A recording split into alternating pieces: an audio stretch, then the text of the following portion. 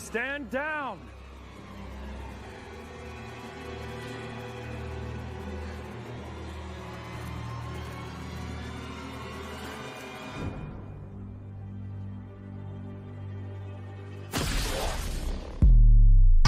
Rebellions are built on hope.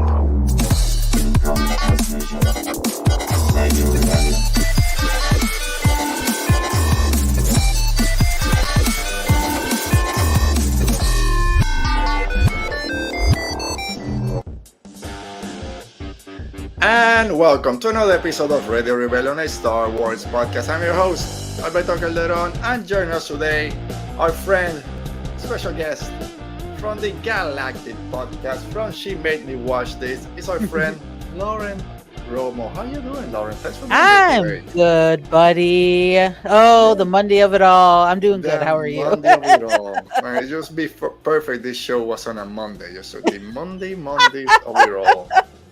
Otis really out again this week. He'll be back next week, we hope, but it doesn't matter. We got Lauren here to help us hold down the fort as we traverse the week that was Star Wars. We'll do our best to. We'll talk about it. Well, didn't want to, but we have to bring it up. We'll talk about the whole Monday of it all, the whole Monday controversy, and then deep dive into the Acolyte, this new Star Wars show that I'm enjoying a lot. Are you enjoying it, Lauren? Before we get into it. Yeah, I am. I really am, Alberto. I'm enjoying the stories, the characters, right? I think it's very compelling.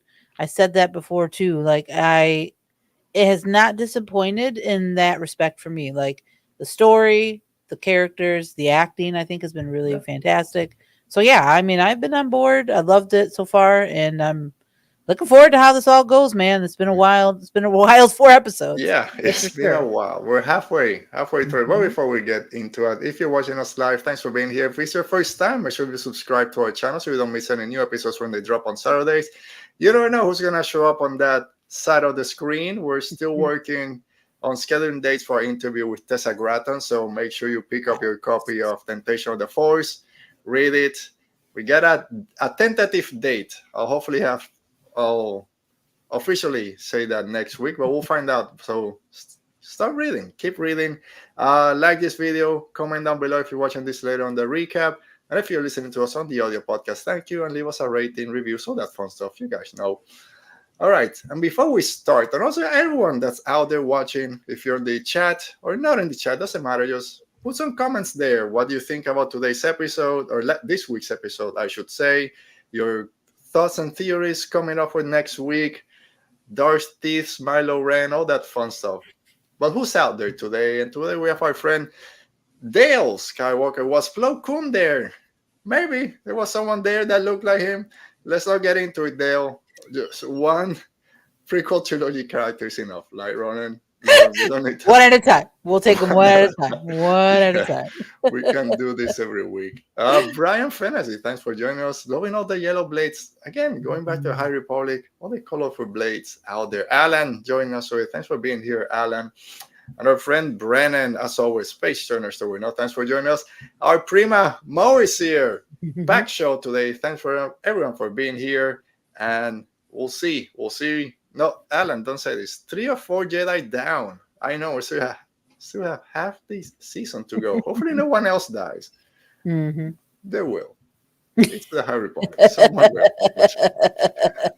All right, I think with that, we can go ahead. If you guys are ready, I'm not ready. Let's talk Star Wars and Star Wars on TV. Star Wars on TV.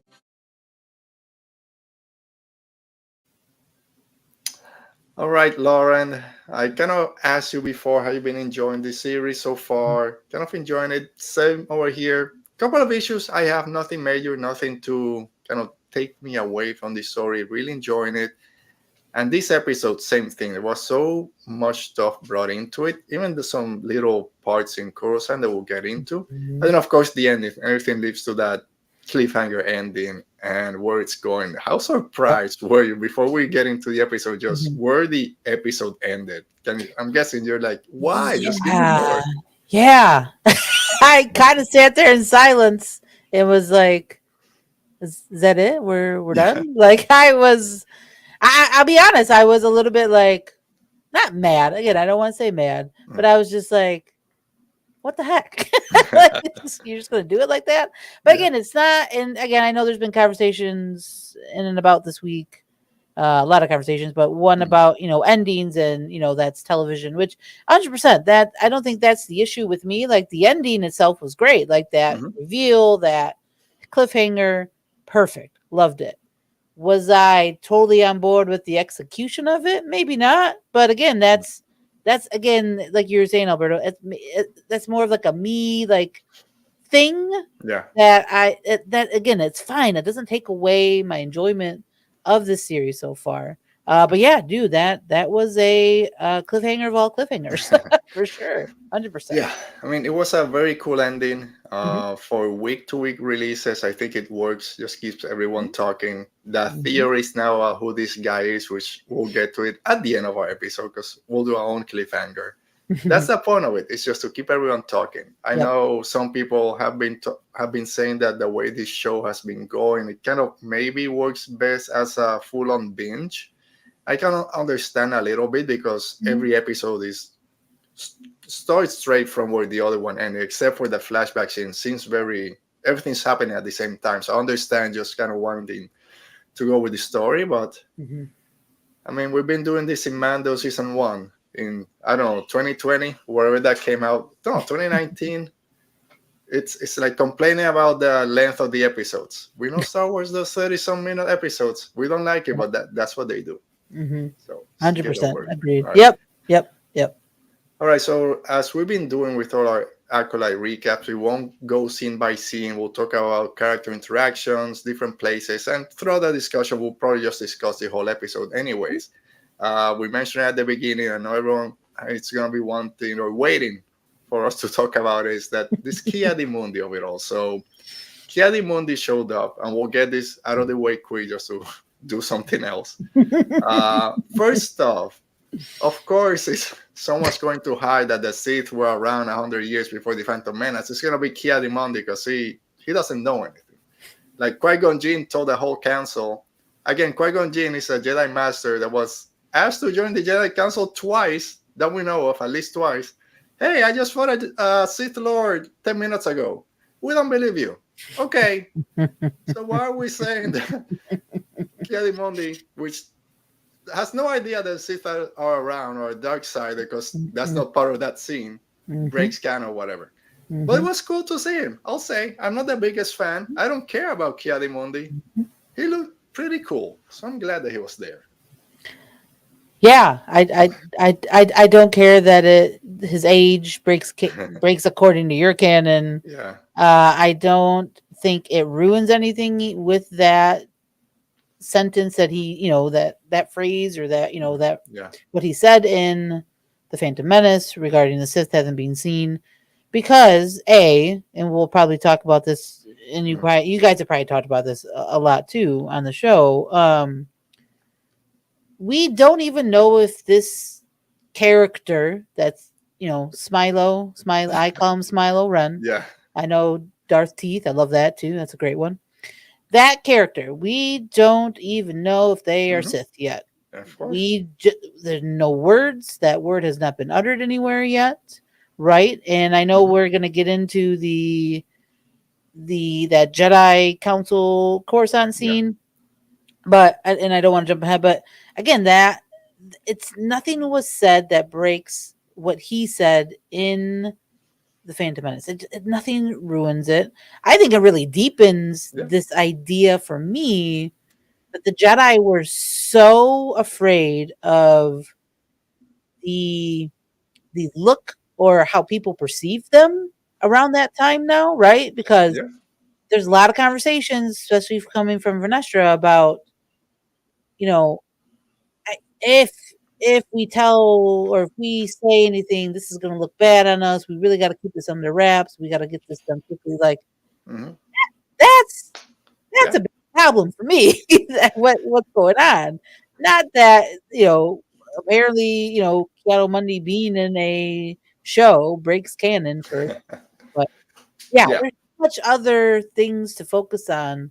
But this whole idea of it being ruined that because he's there and that proves, what he said is no. And just like you said, like Mundi wasn't even on the planet. So he doesn't even know. He has not seen a red lightsaber as far as we're aware at this point. Yeah. I don't know. People are just gonna jump through hoops to get their point across. And we talked before we started the show, it's when the supposedly canon, breaking canon, whatever, became more important than telling a good story. Mm-hmm. If Ki-Adi-Mundi was 5 years old at this point, or 45, if the story is good, give me that story. Like Boba Fett is my favorite character. I love him because he was a cool character back in Return of the Jedi. I'm not afraid to say it. He died in 1993. They brought him back 2 years ago, and the fandom went crazy when he showed up in Mando season 2. No one that I can remember, at least the minority, were like, "Oh, they're breaking canon. He's been dead for 30 years. How did he survive? I don't know. Let's see the story. Oh, it's a cool story. He got a TV show, and people want to see a second season. If you didn't like the season of Book of Boba Fett, that's fine. But hey, this beloved character came back, get a brand new show, and now there's more stories you can tell. Why aren't people just focusing on that instead of saying, oh no, Wikipedia changed the date? Yeah, that's what Wikipedia does. It updates when new information comes in. Do you not know what Wikipedia does? No. Exactly, right? Let's enjoy the story. And if Ki-Adi-Mundi for some reason is your man, that's your Jedi, which I found out this week, then be happy that he's back. Be happy that he's back instead of, no, he needs to be dead at this point or not alive. He hasn't been born yet. They just say he's alive. Just roll with it. And like you said, no, his line of the Sith have been gone for 1,000 years. Nothing. The Sith, that name Sith hasn't been mentioned. A red lightsaber hasn't been mentioned. Apart from the end of the episode, none of the Jedi knew that there was a Darksider out there. So it doesn't break canon. Well, let's go ahead and spend the whole week. And again, this and this is the surface level stupid stuff that we can make fun of. But then it devolved to all the hateful comments that people that we know in this space were getting, death threats and worse things like, it's fake, it's in space, it's a TV show. Why are we doing this? And that's what we kind of get. Is it worth it? Yeah. I mean, it's worth it to defend it, but why we all love Star Wars, but that goes to another place. That's just people not right in their head, I guess. Yeah, you take it to a level where it's beyond just looking at Star Wars in different views, right? You're taking it way beyond that. And then, like you said, we have people that got and received, those harmful threats, and that's not right. That's not right. And it should not get to that point when, just like you said, Alberto, it's Star Wars. This is supposed to be fun. It's about, space wizards with laser swords and cool ships and, pew pew and all that, man. Like, that's in its core. I mean, that's why we all love it, right? So we fell in love with Star Wars. I know people like to go deep. When I watch it young age, pew pews and laser swords. And there's a dog walking around. And he pilots a ship for some reason. But let's take it seriously, right? Oh, you killed my childhood. Let's have a funeral. Right. Let's have a walking carpet.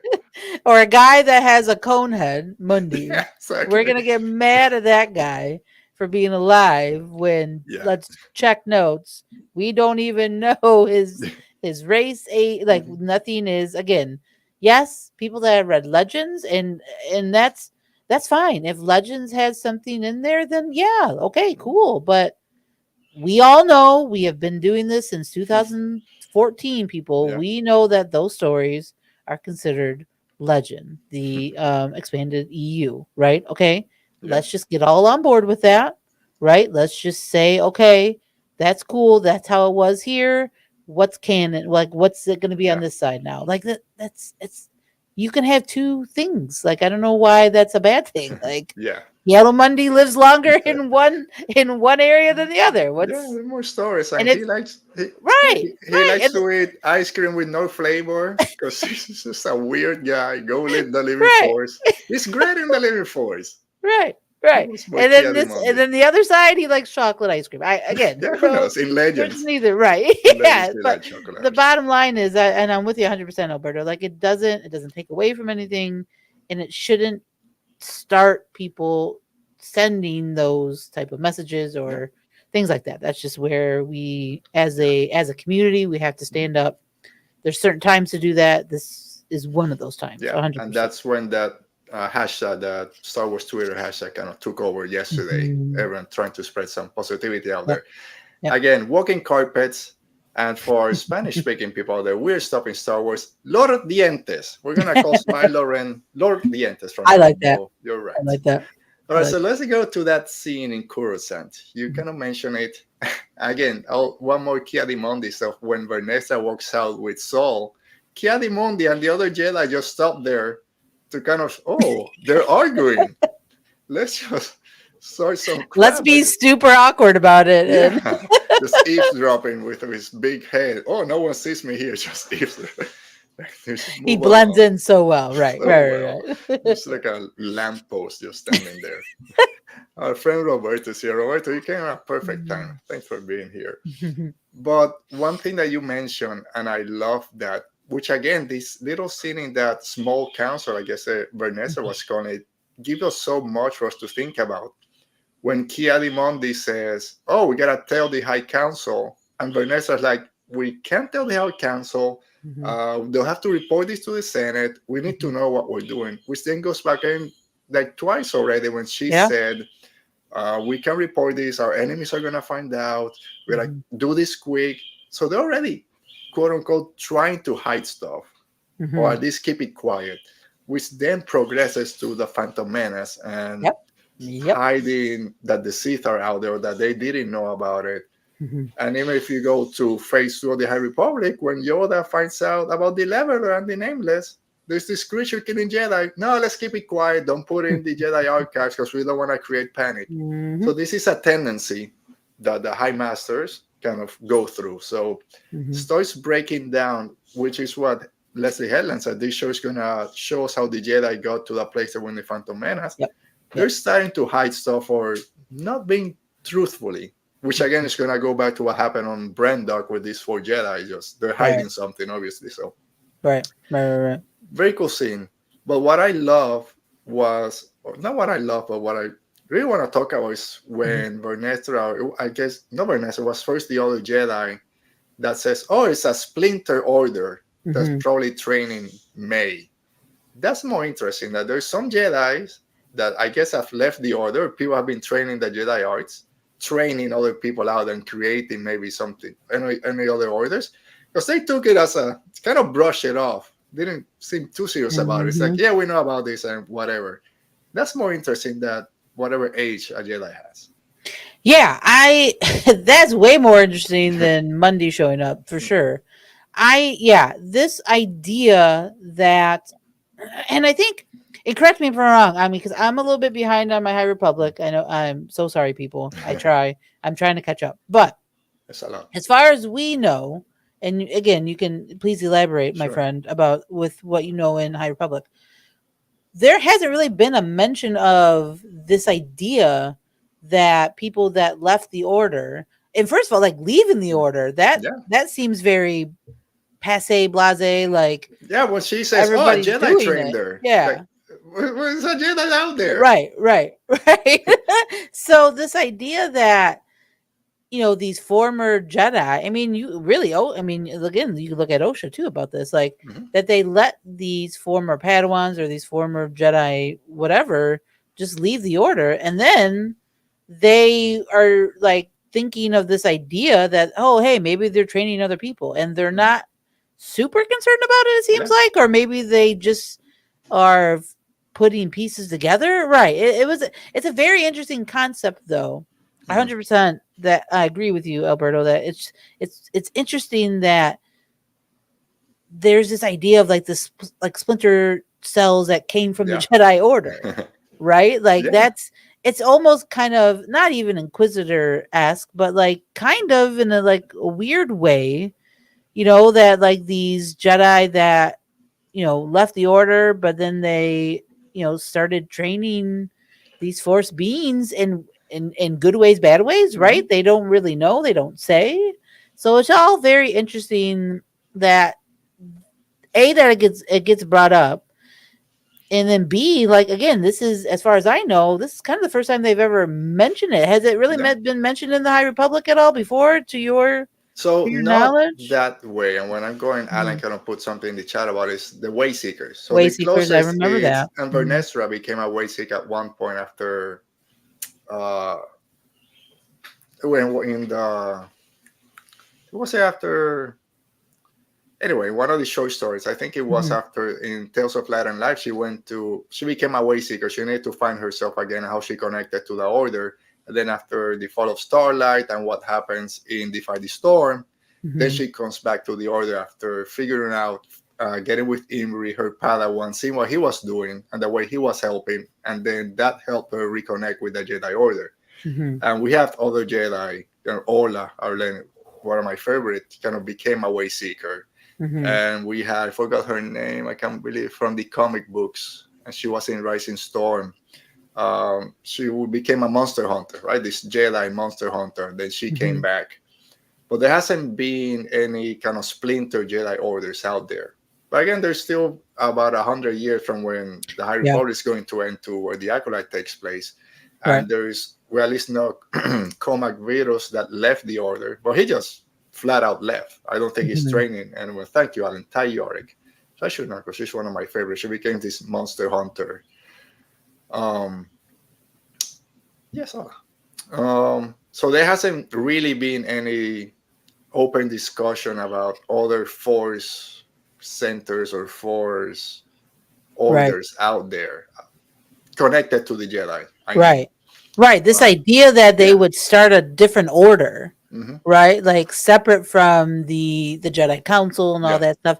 That's fascinating. That's very fascinating. You know, like that's new. That's new territory. And in other books, not High Republic books, they've mentioned if you have a Jedi Padawan, they don't pass the trials to become a Jedi Knight, so they kind of don't move on to become Jedi.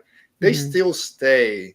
They tell them, hey, you can still stay here, work in the temple, just not as a Jedi, doing all this stuff and helping out. I'm sure some say, I'm not going to work for you. I'm just going to leave and find something else.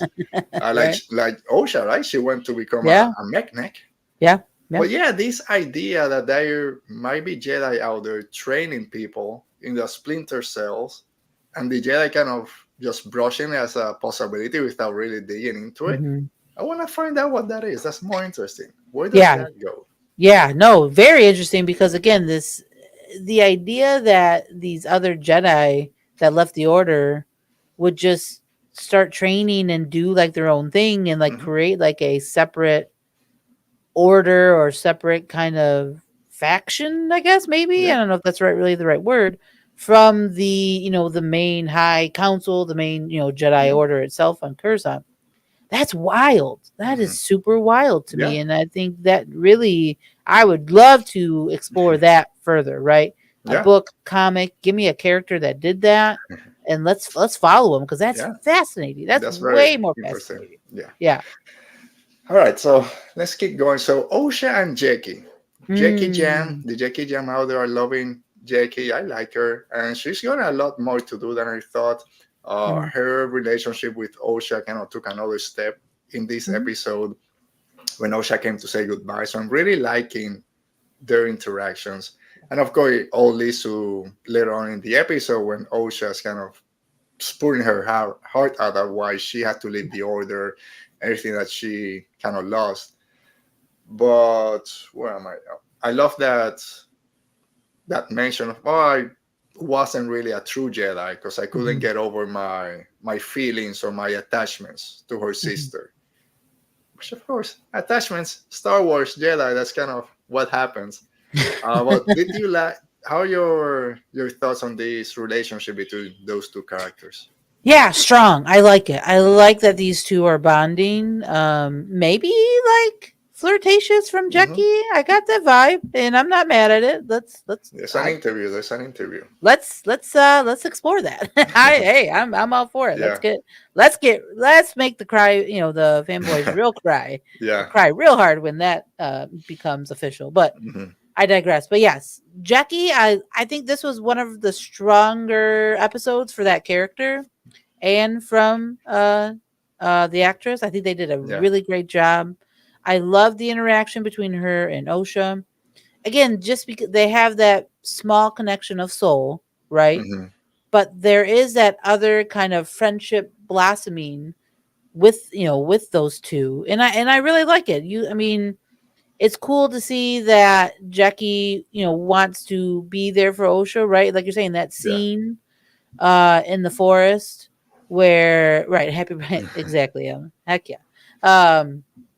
I love that scene in the forest that you're talking about, because I think that just shows Jackie as a Jedi being compassionate, right? Just as the Jedi is, right? And wanting to be there for somebody.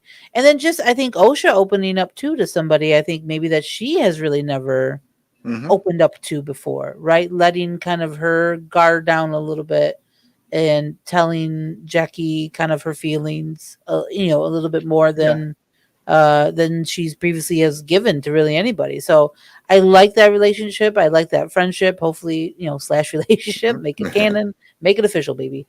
But yeah, I love that little scene in Coruscant when she's training too. That's cool. Yeah. It's always cool. I'm a sucker for cool, like, training montages, especially like Padawans and Coruscant. That's good stuff. I love it. Yeah. I thought that Jedi was the guy from the Wildling from Game of Thrones. Me too, like, buddy. Me too. Yep. Someone else. Right. I love it was him. I got a little excited. I did too. Yeah. I got a little excited. Hi to you guys from a certain point of view. Thanks for joining us today. So I love that little scene there. I also love what it means for Jackie in terms of they're Jedi. They kind of, and she must, I'm just doing my job. And it doesn't really come into the mind that someone's going to go to them, say goodbye, tell them, hey, thank you for letting me find out that my sister was alive because I thought it was, even if she's still a murderer, thank you for giving me basically this closure out there. Yeah. I'm just doing my job. Okay, but next time we'll grab a beer, we'll go to a bar, talk about soul. So giving that a little bit there. It also makes me think, because we know from the trailers or the clips, there's a scene which I thought was going to be, when I didn't know they were twins, I guess now Mae holding a knife to Jackie's neck. I know that's in one of the trailers. Maybe that's what gets Osha kind of to confront Mae later on, because she's still kind of, I don't know if I can deal with her. So I want to see where that goes. But then, of course, the very, not emotional, I guess emotional plus eye-opening scene is when Osha is still telling her about how she lost her family, she lost Mae, and Jackie said, we're not defined by what we lost, but what we survived. Yeah, I love that quote. Yeah. Great Jedi quote out there to kind of lift everyone, of course, and then you can get all the examples from the whole franchise that kind of connect to that. People go to Rey, to Luke, losing everyone. So it's Rose Tico, save, yeah. Yep. Yeah, so I love that. We're not defined by what we lost, we're defined by what we survived. Yeah. And just for her to say, you have survived a lot. Yeah. Like, just acknowledging what Osha has been through. And again, just for them to have just met, not long ago, that's very powerful. And it's very Jedi, right? I think, again, compassion and selflessness and trying to be there for others. It all fits. Yeah. I love what they're doing with the, with Jackie. Again, I can't wait, hopefully, to see more action from her. Like, again, more than just the practice sabers. Let's see X-23 with a lightsaber. I know that's one of the big. Heard. Yeah, that's what Leslie wanted, just to see it, and I'm hoping we'll see it real soon, because that will be very cool. Yeah, I think next episode is going to be very action-packed, especially the beginning. I know there was not an interview, I think it was on her social media. One of the writers kind of said, yeah, we understand that the episode kind of ended a little bit shockfully, basically. It was a little bit short, but story-wise, that was the best place to cut it. Next week is a little bit longer, kind of picking up right from there. Yeah. And from all the trailers we've seen, this seems to be the setting where a lot of the action takes place between Darth Teeth, whatever you want to call him, and the Jedi. So very excited to see X-23 with a lightsaber. I still think we're going to see Carrie-Anne Moss back in flashback doing more stuff. Yep. Hopefully. So they're still out there. Oh yeah, 100%. Yeah. So let's keep talking about Osha. But now Osha and Saul. I think every week we talk about these two guys. I mean, we all love Saul. I say it every week. It's gonna break our hearts when we learn the truth about what happens. And we're getting closer with that little comment he made. We'll talk that in a second. But Saul kind of first telling Vanessa, hey, let me be the one to come bring Mae in. If we lose again, we won't find out where Master is. I think I have an in. I think I have something that she wants. Kind of using Osha a little bit for his gain. But then we find out you're not here for Mae. You're here to basically face your past and your fears. But just going to Osha and saying that wonderful Star Wars line, there's still good in her. Connecting all the way to Empire Strikes Back. That part in her that loves you. Like, Soul, be all our father. We all need Soul. We all need Soul. Soul never did or will do anything wrong. You're not wrong, Roberto. You're not wrong at all. You're not wrong at all.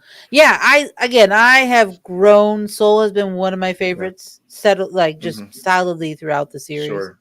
And I just love, again, just those small moments with him and Osha. Again, just you can tell how bad he feels, right? Like you can just see it, feel it, that whatever happened, and like you're saying, we're getting closer, right? Little by little bit, and I love that part of the storytelling. Again, that don't want to digress too much, but I love that he just feels so strongly that he feels terrible for what happened that day. And he feels more probably terrible, definitely, for Osha. Right. And then he feels bad for Mae. Like he wants to save her. Right. He knows, just like you're talking about in that scene with Vernestra, he knows that if that other Jedi, I think is it Master Holden, I think maybe their name is. He was like, if they take Mae, it's not going to end well, like you're saying, and we're going to lose the one thing, the one connection that we have to this mysterious figure, right? So he's thinking logically, but I think he's also thinking within mind of what he did 16 years ago, right? He wants to right a wrong. Yeah, 100%, right? I know the other Jedi are dead from that time, but he seems to be the one that is actively trying to maybe not fix it, but make amends with it. Yes. Like, can't remember if I forgot her name, but Carrie-Anne Moss in Dara. Oh, and Dara, yeah. She was hanging out in a noodle shop, just hanging out with people. Right. Torvin went on a 10-year barrage vow, and then Kelnacca went to hide. So at least he didn't do anything since Mae left, but once he kind of figured out, he's trying to make amends, or hopefully we get there. Yeah. One thing that I haven't seen people talk about, maybe I read it wrong, but I've seen it 3 times already. I always have the same reaction. When Saul goes to Osha to say, hey, I need your help with something. Oh, you want me to be a Jedi again? Not exactly. I just need you to come with us, because then she kind of felt disappointed that he didn't ask her to be a Jedi again. Did you get that feeling? Am I crazy? 100%. Will she be a Jedi again? I think writing's on the wall with that, and I'm with you on that one. I definitely felt that it's very interesting with Osha too, because her talking to Jackie, right? You just get the sense that she's like washing her hands of the whole situation, right? And the moment that Jackie brought up Soul in that conversation, she was like, I don't want to cause him a problem. Yeah. But then the moment he goes to her and he's like, hey, I need you. And then her first reaction, like you're saying, is, oh, you want me to become a Jedi? Like, that is very interesting from Osha's perspective, that she's wanting to, even after all this time, right? I mean, we know in the flashback that's what she wanted to be, right? Yeah. Mm-hmm. And then everything happened. She did go through the little Jedi training that she Mm-hmm. did, but it wasn't for her, right? The council didn't deem that she was well, or whatever the case Mm-hmm. may be. We really don't even know that Yeah. much about that. But the fact that she wants to still be a Jedi, I love that. I love Yeah. that Osha didn't deter her. All, with what is all going on, there's that still little piece of her that's clinging to this idea Mm-hmm. of being a Jedi, right? And then for, again, and then in Soul's perspective, like, no, and I think I think he has right. He's saying the right things where I think he realizes that, she's not there for It's not that ready. Yeah. yet. Mm-hmm. 100%. She's not ready for that journey to start again, right? Because she went on it a little bit, but to continue going down that Jedi path takes a Mm-hmm. lot. So you can see where Soul is, trying to protect Osha, right? But he's also Mm-hmm. trying to help May. So, Yeah. putting them together, and he knows, just like you brought up, and I love that that's what Soul said, is that, he saw May transform into a completely different person. Yeah. And you can, even thinking about that scene in episode 3, she did, like, the whole Oshi. perspective As of soon as her. she saw her in Right. episode 2, it's like, Oshi. It's like, that's my Yep. sister. She's alive. Right. Episode 2. Yeah. Yeah. Right. She was like, that rocked her, and Mm-hmm. Soul picked up on it. Yeah. Right. And that, I think, even Osha felt that, but I think she's having a harder time accepting that, like accepting the Mm-hmm. fact that maybe she wants to be with her sister, or wants to, help her sister. Because she said that to Jackie, and I think she kind of said it to Soul too, Mm-hmm. that she doesn't know how she's really going to react, Yeah. right, before they get to the planet. Like, she's hesitant, right? She's very Mm-hmm. kind of scared. I don't know about scared, but she's very hesitant about facing her sister again, right? Seeing that, Yeah. because she just doesn't know what's going to overcome her with, right? Yeah. Emotions And and all that. that's something that came out a few times. Because then we'll talk about it a little bit soon when she's talking to Yord. And Mhm. it's basically, I can, if I hesitate again, basically telling Yord, you'll have to kill her or Right. something, because I Right. can't. But also is she going to be a Jedi again? Is she ready or not?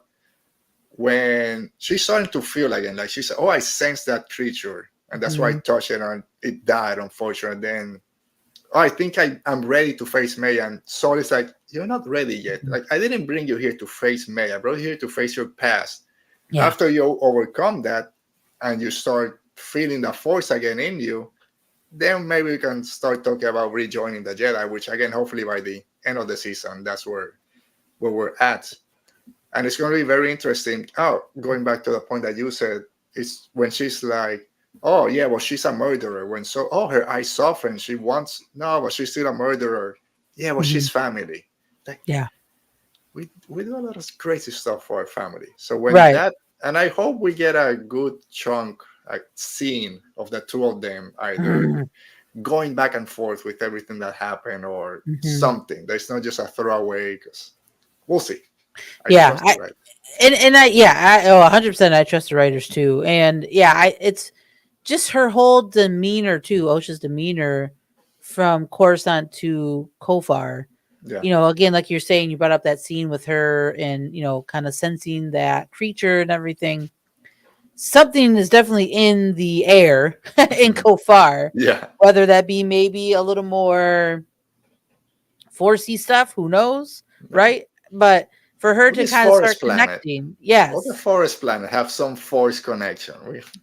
heavily, right? And that would make sense for sure. I Mhm. think. I mean, I think Yeah. that could kind of would jive with a lot of things that we know and have seen before in Star Wars. So yeah, I think that it's just all very interesting from Coruscant Osha, right? Those scenes Mhm. to Khofar Osha, and then specifically when they get deeper into Yeah. the woods her whole demeanor changes. And I like it. Again, I think we're going down a path where I'm with you on it, my friend. I think she will become a Jedi, or at least go back to training. Yeah. Right? I think that's hopefully her character arc. I would love it. I would love Yeah. On her way from Coruscant to Khofar, a very it. funny scene.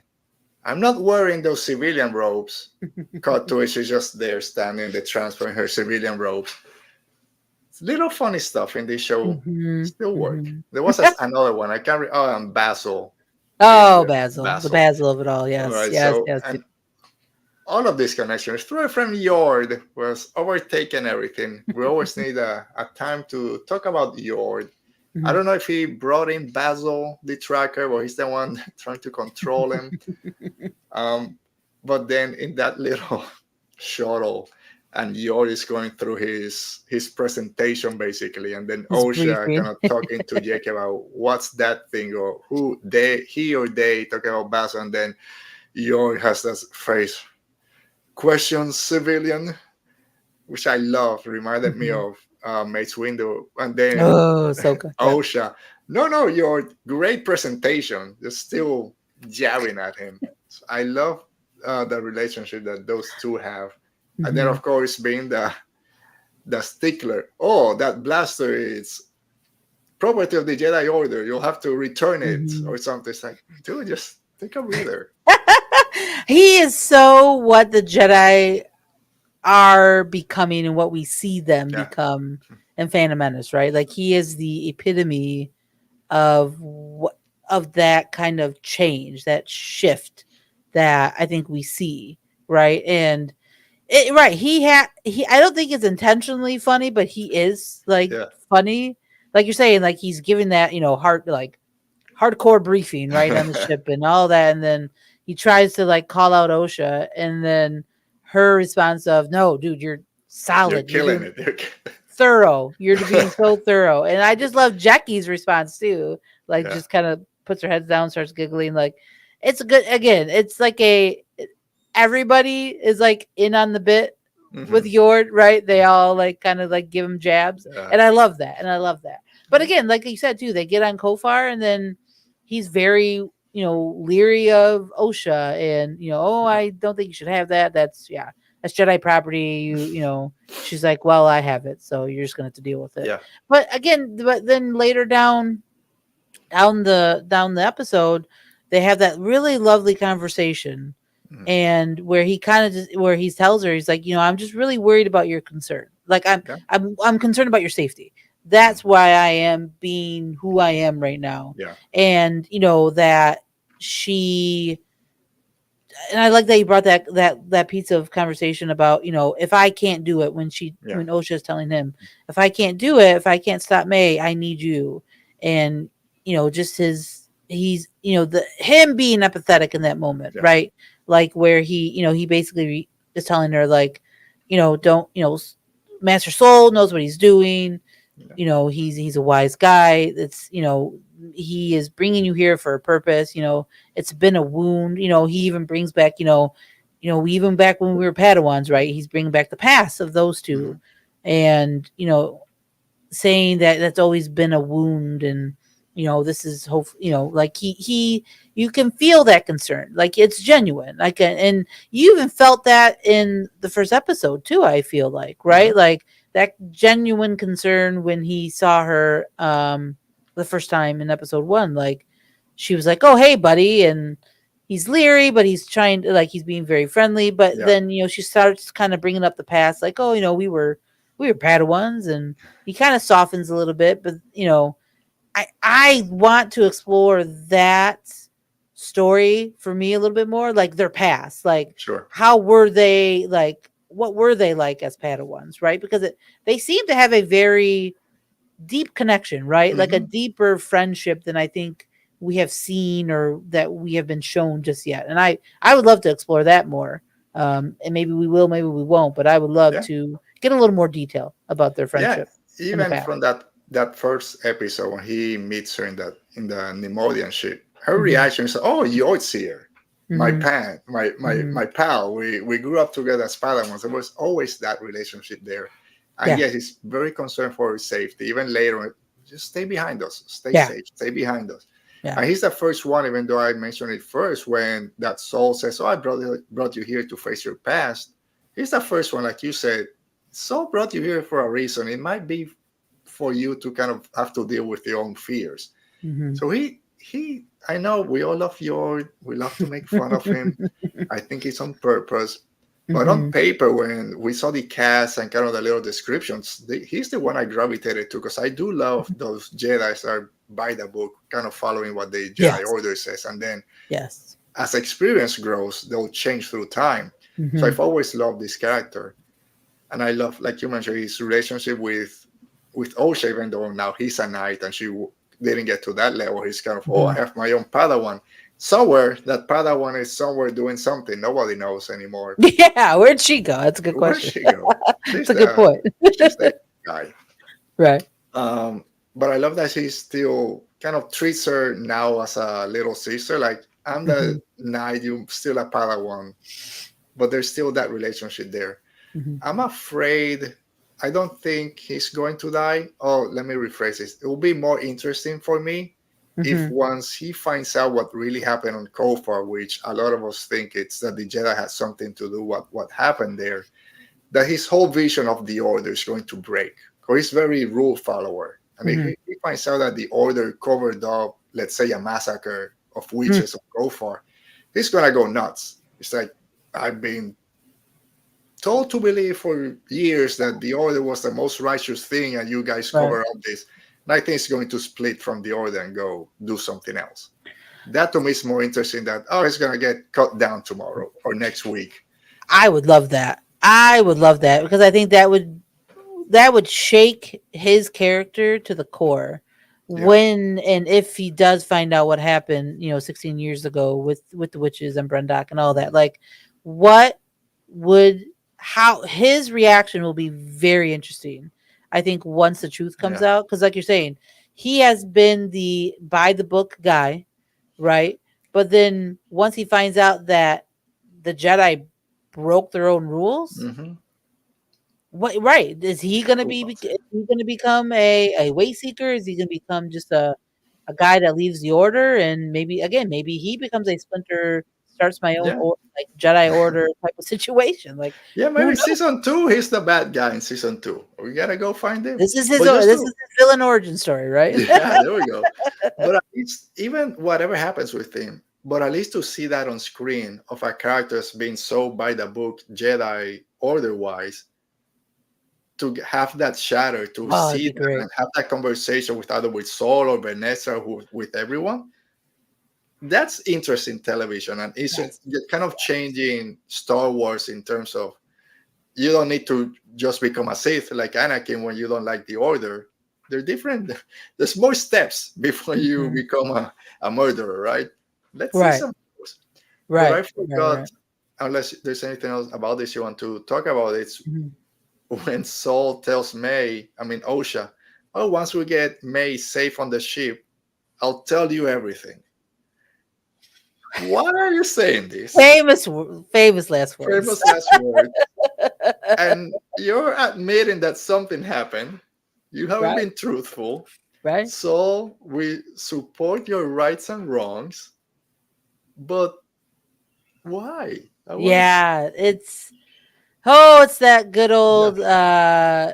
old trope, right? Of the I'll tell you everything, I promise, Yeah. Ned Stark to Jon Snow, Hmm. Game of Thrones. So like it's fascinating that he says that, but again, it brings up a lot more questions, just like you're saying, Alberto. Like, what has Soul been not, I guess, be has not been more forthcoming with, Yeah.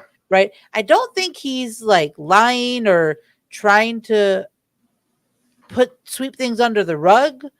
I think he's just trying to protect Osha and May, right? I think Hmm. he's really trying to keep them from the past and trying to keep them as safe as possible from Yeah. those events.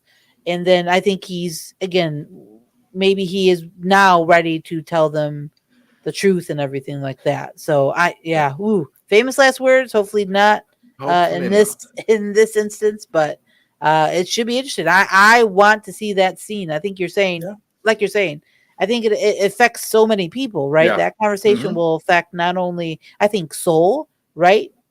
Like telling the truth and like letting go of his past. That affects Osha and Mae, right? And like we're saying, it could affect Yord and the other Jedi, right? Of knowing what actually happened 16 years ago that is not, it's not written down, right? It's not in the archives. It's not a part of the Jedi Council's like knowledge. It would be fascinating, and I hope we get to that point. I do, yeah. I mean, I think we will, but I hope Soul is there to tell his side of the story. Oh man, I know. we've seen this so much, so Right. much. I'll Right. tell you when we get home. You don't make it home. Yeah, I don't like Please. that. Well, I love this coming from Dale talking about Yord. Yord threatens to leave the order. He's offered a position on the council. Not wrong.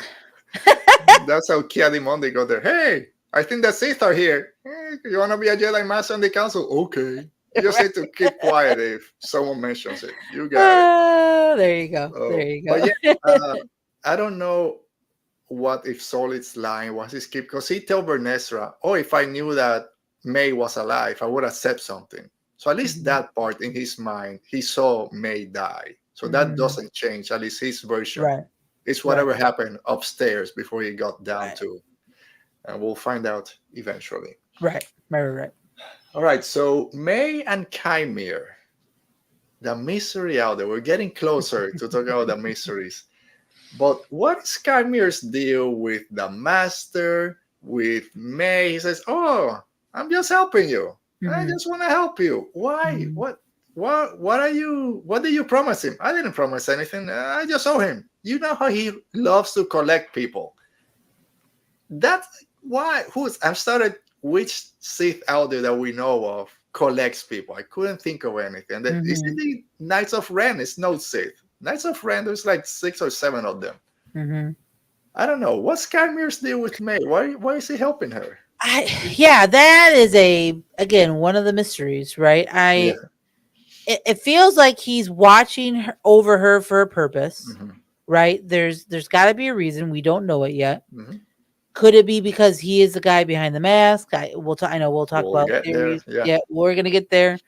But I feel like there is a purpose that he is watching her, in that he was sent to do so, because it feels like they've been hanging out for quite a while, right? Yeah. Like you just get that feeling that they have been doing this kind of whole journey together, right? Because he's obviously very aware clearly of like her past, right? He knew about Osha.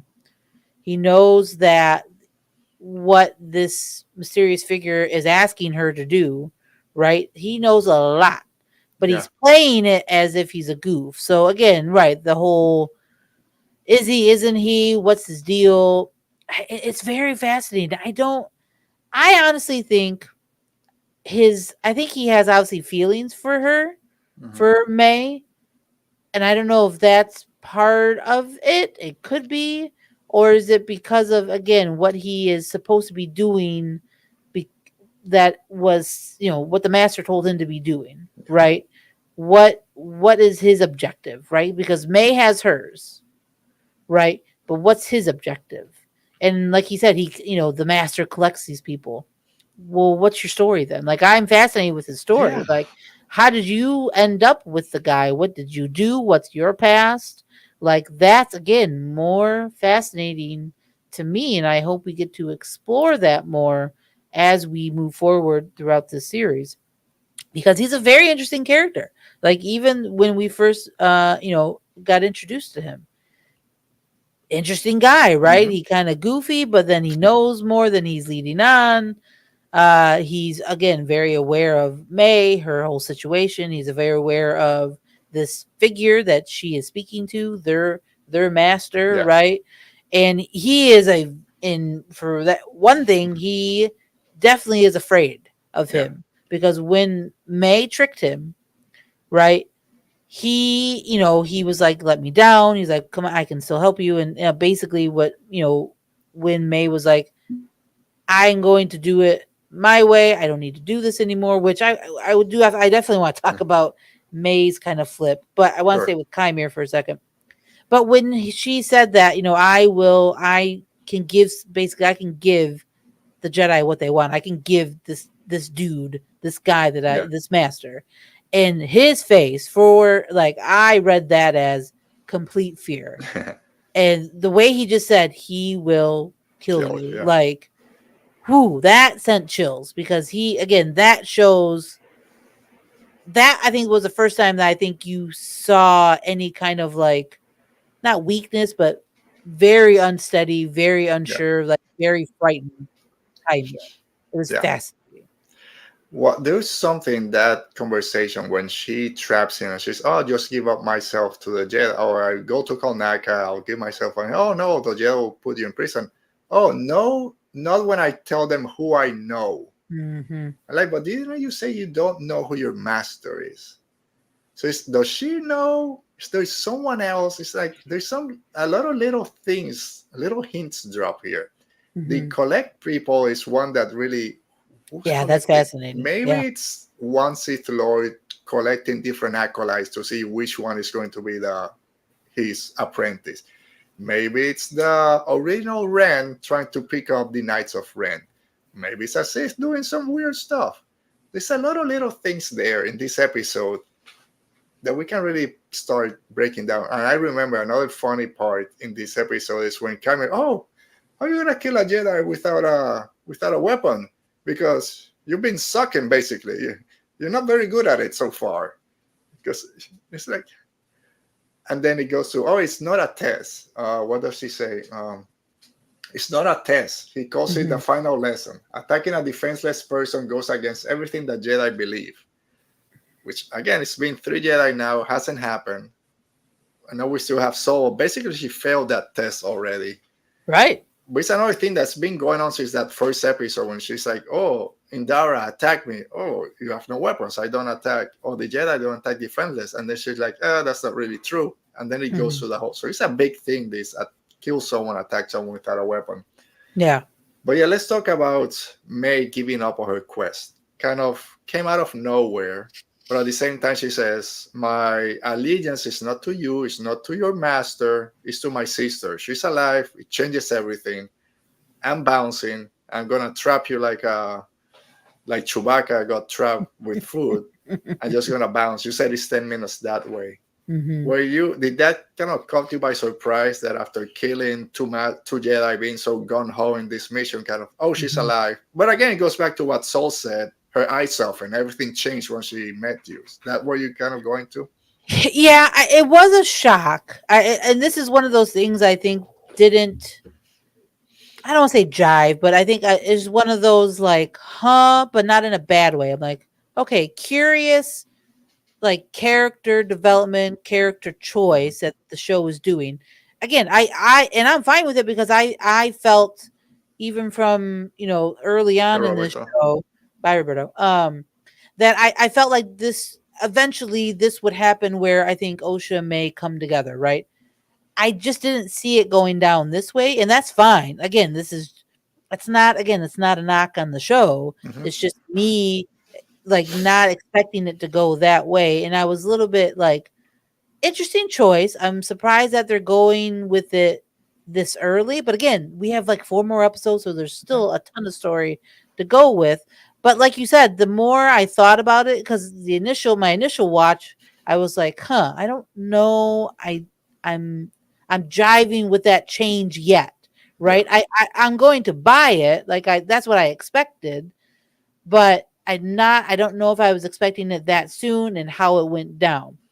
But just like you said, Alberto, because of what Soul says, and because we see that from that episode when she sees Osha and her complete change, I buy that. I buy that Mae is strictly now, you know what? I was doing this because I thought my sister was gone.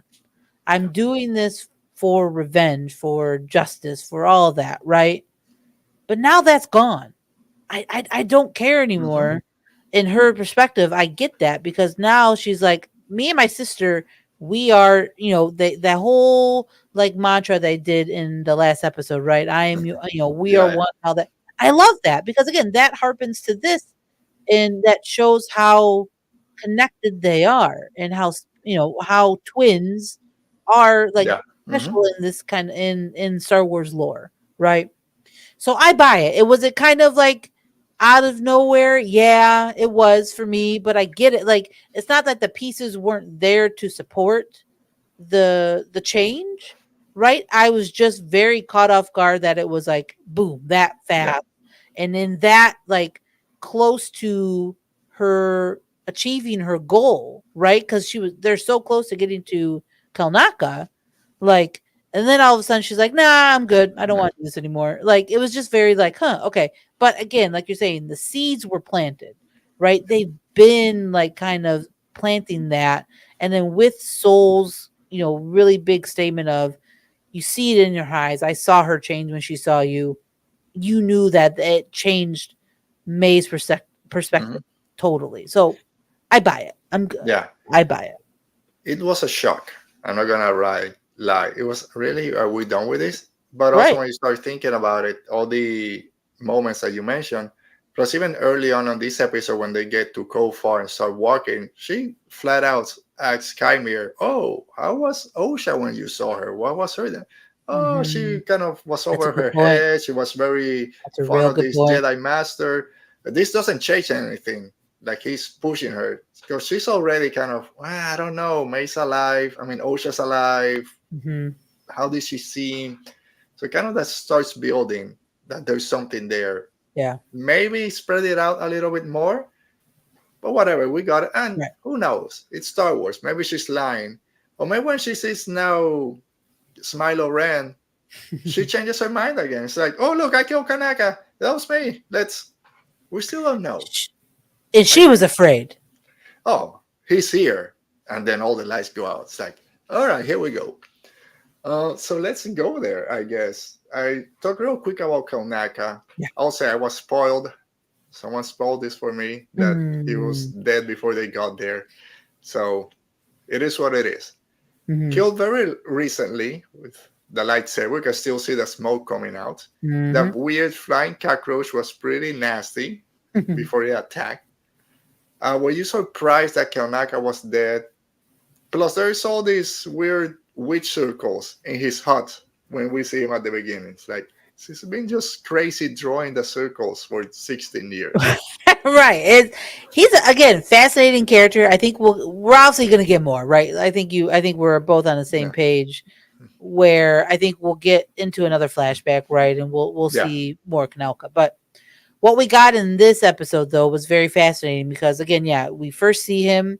He's scrummaging around making dinner or whatever he's doing, right? Which I love. I love a good Star Wars food montage, right?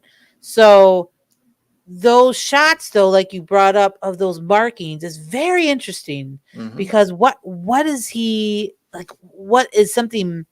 I don't know if something's possessing him or what is haunting him. Yeah, exactly. Right. That he's making those marks that they saw on Brendock because of the coven, right? Because of the witches. So something is very like he's very, very aware of like obviously what they did, right? He left. He's not even like communicating with the order, right? Because he is so maybe he's so conflicted of what happened, right? And we still don't, like you're saying, we still don't even know his part in that story yet. So did he get possessed? Did he was he a major problem with what happened? Like, we don't know. But it's interesting that those markings are there. It's like a constant reminder of him, right? Or is he trying to is he researching stuff? Like, what is going on with this guy that he has those in his home? But then I was a little bit shocked that when they get there, when Mae sees him, sliced up with Yeah. obviously a clear mark, lightsaber mark. I was like, wow, okay. Again, it seems like he did not put up a fight. No. So again, was he very Torben, where he was just accepting Accepting. Yeah. absolution and didn't want to confess those crimes, like Mae said to Torben, to the Mhm. Jedi Council? So that again, all fascinating stuff, and All I fascinating. Yeah. I love it. I love it. Yeah. Love it. A Let Jedi me. Wookiee, guys, come on, a A Jedi Jedi Wookiee, Wookiee. love it, Come on. Now love it. there's two in the High Republic. Two Yeah, Jedi Wookiee in the High yeah, Republic. What yeah. happened? I mean, then we got the kid from Clone Wars. I Clone forgot. Wars, yeah, yeah. Let me highlight some comments. So Alan is saying figuring out when Kelnacca was murdered versus when Mae changed her mind is going to be a key piece of information. And we'll go into this. Qimir used the force to get down, get dressed in the helmet and robe, beat Mae to Kelnacca and kill him before she gets there, then use the rope to descend behind Osha. So let's go as we start getting closer to our theories. Mhm, Is so Qimir, that's been the biggest theory for the past couple of weeks. mhm, And either you went full on that this is your theory, mhm, or like myself, I like, I don't know, I think this breaks it. I don't think he had enough time to go from when he tells me, okay, take a rest, I'm gonna get some water, I'll be back. If it's mhm, 10 minutes out, okay, he can use force speed or whatever. Go 10 minutes, kill Kelnacca, come back 10 minutes, get some mhm, water, and then get caught in that trap. Doesn't make mhm, sense to me. Or mhm, is it what Dale said? He didn't kill Kelnacca before. He was trapped there. When he saw that Mae said, oh, I'm done with this, I'm going to give myself up to the Jedi. Then mhm, he got down, beat everyone, killed Kelnacca, go back, get dressed. It still doesn't make sense to me. We'll mhm, see. You can mhm. say, well, we don't know how much time passed. We really don't know. I don't. Give me something else, but we'll see. Yeah, I was before this episode. I was definitely suspicious of Chimere being Hmm. the guy, but this episode definitely pointed me into the direction of I don't think it's him Yeah, for a lot of the reasons you brought up. Right, the timing of it all, it just doesn't make sense. But I think his character too. I think a lot of the conversation that he had with Mae and just how he spoke about the master, it just feels like he is just a pawn. He's a sure. part of Hmm. this, whatever this is, right? And I think the one thing that really I think I go back to beyond, like, again, getting out and running and like all that stuff, his fear, the fear, like I talked about earlier, the fear that when he was hanging upside down and Mae told her that she was going to give the master up, Yeah. he flat out was just frightened, like, Hmm. no, like that's no, no, no, Not no, that's good. not good. Yeah. Right. So that gave me more of a, he's afraid of this guy, he's doing his bidding for this guy because of whatever reason, right? Either he owes him, he's just a follower, whatever, we'll find out, right? But yeah, Hmm. I don't think he is the smile Oren Darth Teeth. I just don't, I don't think he's the guy, right? I just don't. If he is, like you're saying, if he is, hey man, awesome, like cool. I'll buy Yeah. it. I trust the writers. I trust this team to tell to tell the great story, right? In which they have, again, I said it way earlier. The story has been great. I trust that they will tell a and Yeah. continue to tell a great story. And I don't feel that he is the man behind the mask with the red lightsaber. It just Yeah. doesn't add up. Again, I was definitely suspicious of him those first couple Hmm. episodes. 100%. Yeah. 100%. Yeah. I think at least for me, it also changed. I think it's someone else. I think it will be cooler because if we already figured out two episodes into it, yeah, What's the point? it wasn't Right. as clever as the writer thought. So yeah, give me someone else. And Hmm. we'll get to that real quick because I want to get to it. But let's just get so yeah, Hmm. he's here.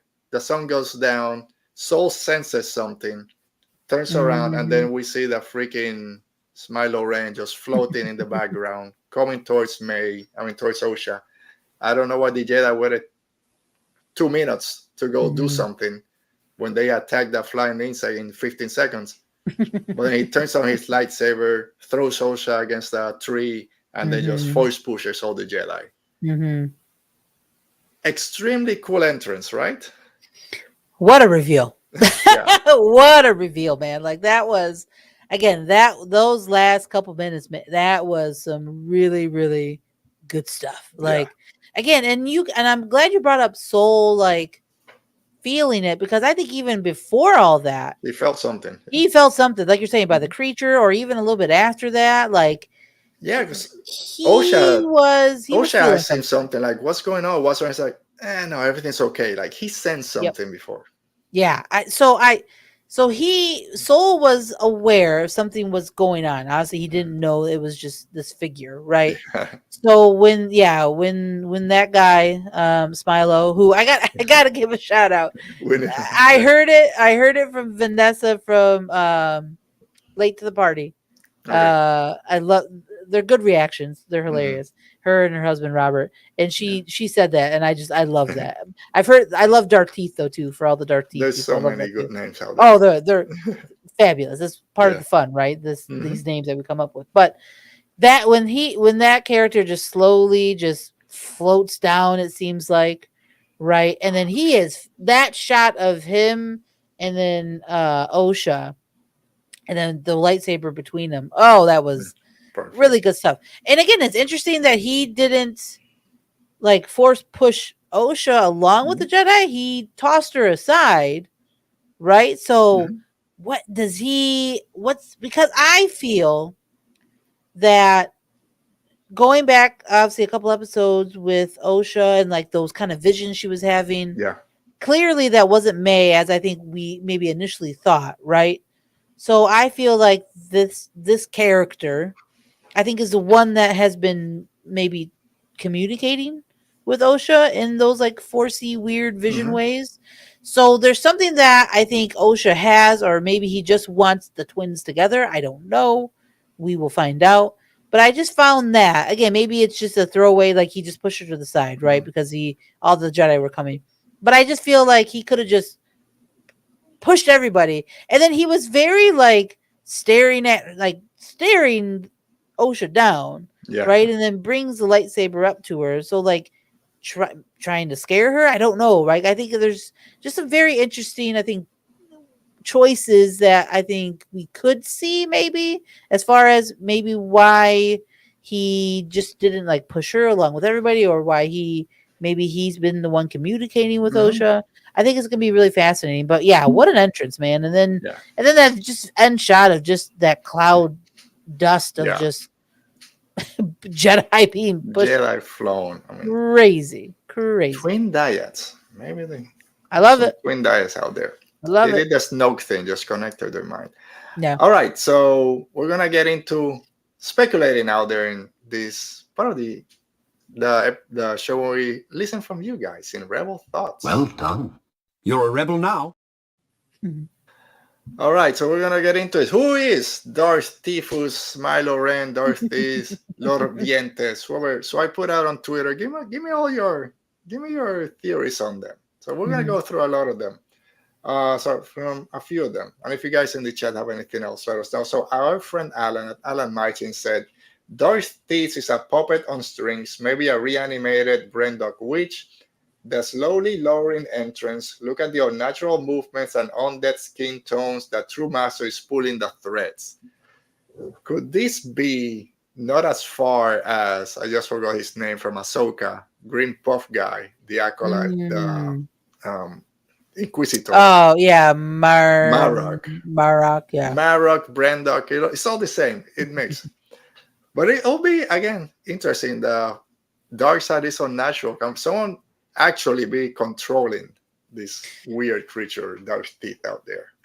You never know. I mean, I don't hate that idea, because we've seen it before, right? And we know this concept of, master apprentice, right? Or again, it goes with the dark side, right? The master pulling the strings of the apprentice, specifically, especially in the dark side. So yeah, they could just be a pawn, right?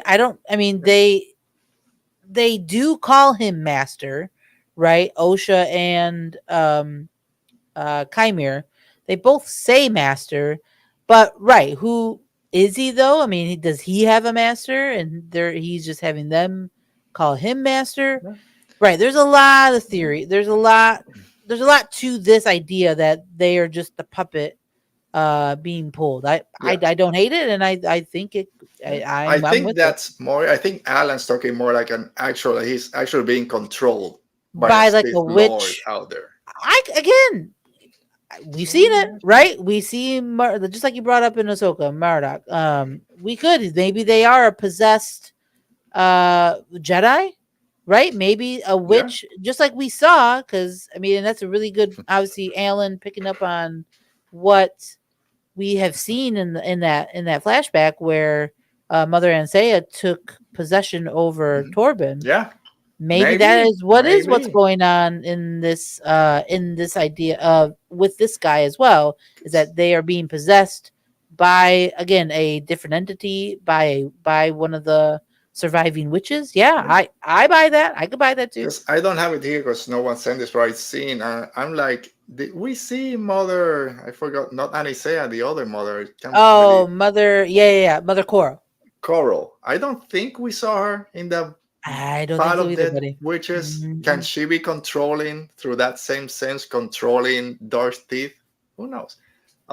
Going right back, Dale talking about when Soul senses something. That's your timing clue. When Soul senses Kelnacca's death is when he died, maybe. Ooh, that's a really good call, Dale. That's a really good call. I like that.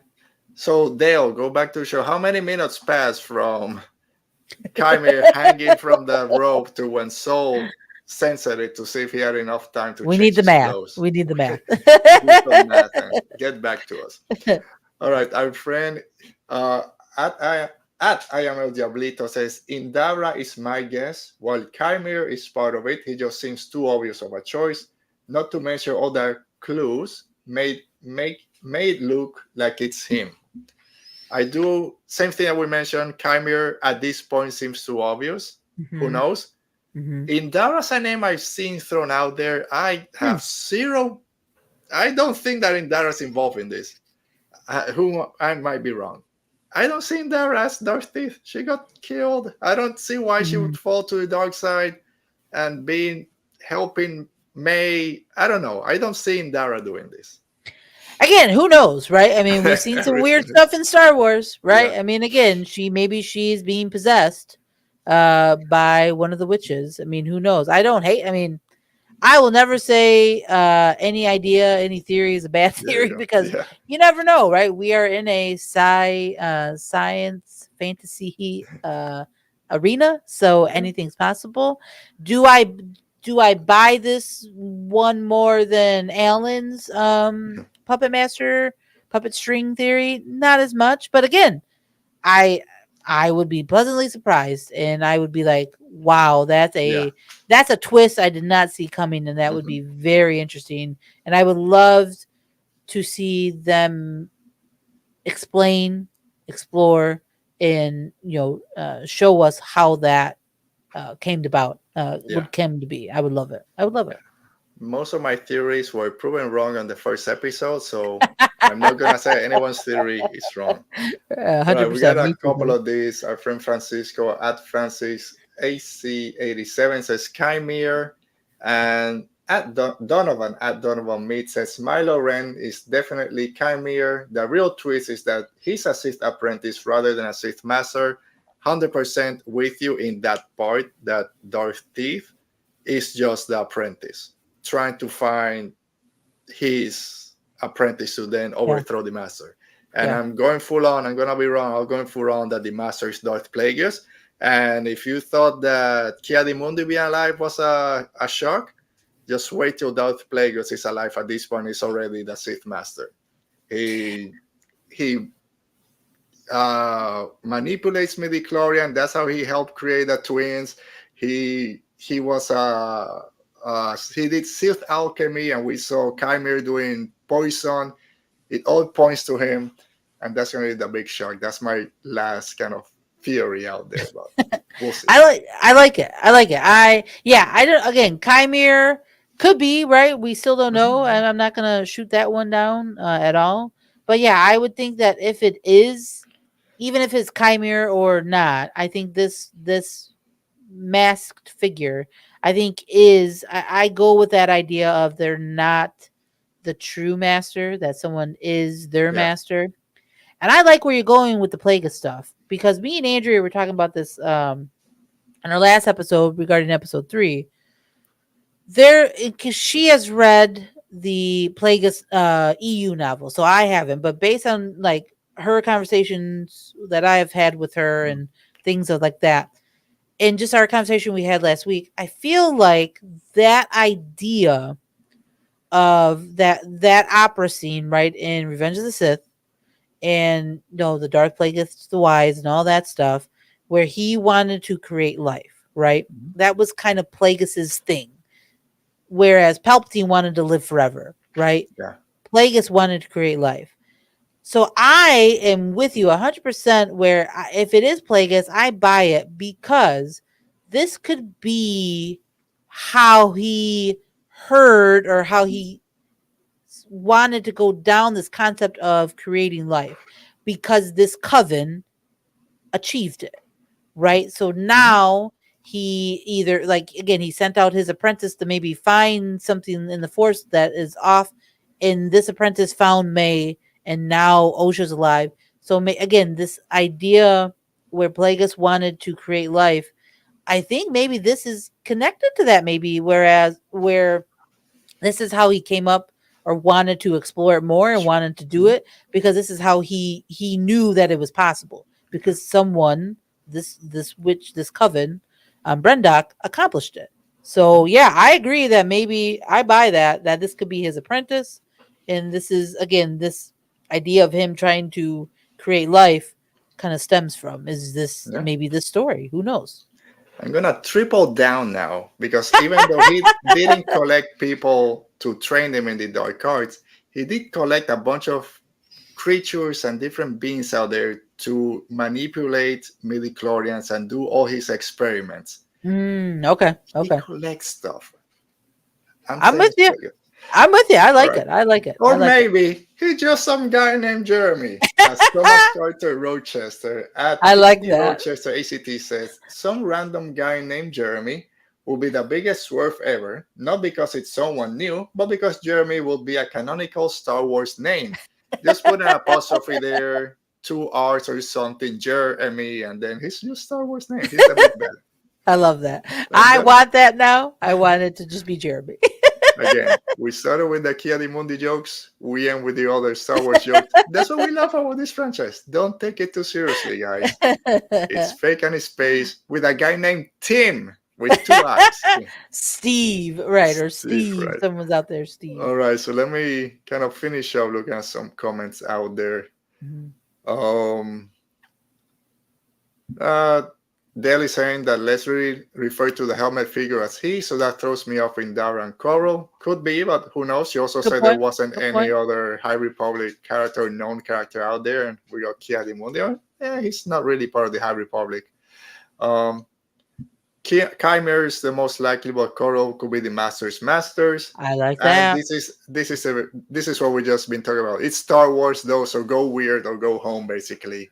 Amen. There we go. Go And weird or go home. Darth Ordinarus is Steve's Darth name, like Alan is saying. I like that, Alan. I like that a lot. All right. Lauren, thank you so much for being here. We're going to end it on that high note. Where can people find you out there? We Yeah. started to say goodbye on our show. Yeah, well, first of all, thank you, Alberto. This is Sure. always fun. We always have fun talking Star Wars, Sure. this good old laser swords and space wizards. So Yeah. yeah, appreciate it. This is a really good episode too to talk about a lot of fun Mhm. stuff. But yeah, you can follow me on all the social medias at Loro Knows, and then you can follow my cousin and I's podcast, the GALactic Podcast, on this at the GALactic Pod and all the social medias as well. And then we are on Apple Pod, Google Play, Spotify, all the major stuff. So go listen to us. We just had a really good conversation with our friend Ian regarding episode 3, and then Andrea and I are going to record tomorrow for this episode 4. So we're All going to right. have a lot to talk about, lot to discuss. So again, thank you as always, Yeah. my friend. We It's have always have- fun you'll be here. Everyone out there, go make sure you follow Lauren. Listen to our podcast. Those shows are some of the best out there. We'll be back next week. Hopefully, Oti will be back here. He's supposed to. And we'll have our friends from Friends of the Force podcast. Brad and Sarah will be here for the first time. That's going to be a cool one. So thanks to everyone out there who made it today, to the live chat, and everyone watching later. To our friends, Dale, Brian, Alan, Brennan, Mo, Roberto, anyone that I missed, I'm sorry. But thanks to everyone for being here today. It's a great show. We'll be back next week. Stay safe. Be safe. How old is Ki-Adi-Mundi? We don't know. We don't care. It's Star Wars. Let's have fun. Be respectful. May the Force be with you. See you next week.